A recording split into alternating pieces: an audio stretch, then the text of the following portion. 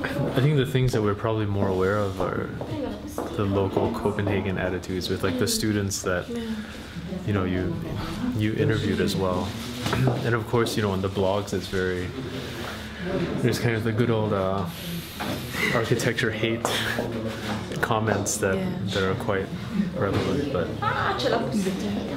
because in a way the diagrams are about communicating the essence of the idea. And I mean, I do think it's true that what people don't, when we are sort of criticized about having simplistic diagrams, what people don't realize is that it's often like very complex to get there and through a lot of work. But whether or not you should kind of, necessarily show all the complexity and kind of disrupt the clarity of the ideas is,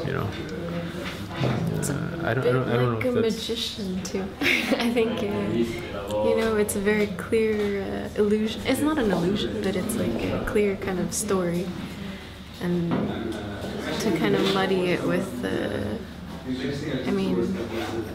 I think what needs to be there is there in a way.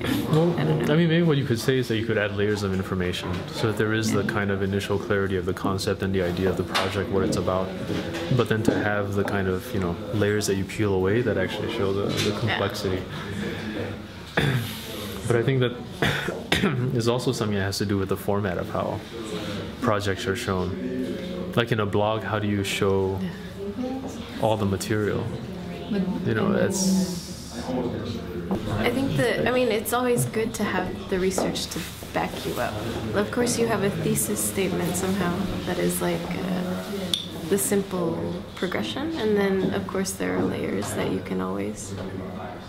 And the research is communicated internally within the studio. Yeah. And definitely, to the clients and within competitions. I think if you see the kind of competition material that's submitted, it often, differs very much in like the depth and the kind of like systematic inquiry that goes on compared to what you see published. And I think, you've seen a lot of it. I think Gary's been showing you the competition stuff, and you can see. But it's interesting, yeah. I think the one thing that will help is as projects get built, and people get to experience them. There's a whole nother level of reading that is actually in the project itself. Versus the kind of more surface material that you see. And hopefully then, the full complexity of sort of, decision making and process and ideas that goes into it is something, or something that begin to emerge. Yeah, I think it definitely could be and maybe should be documented, but like as a parallel kind of narrative, besides this kind of really distilled version of the story. I think it's also good because, you do see that it's layers of complexity and layers of people, and like, I think Bjarke is very big on, excuse the pun, on making sure that the kind of project lists are very complete. He's completely into making sure that everybody who worked on the project has their name on the project.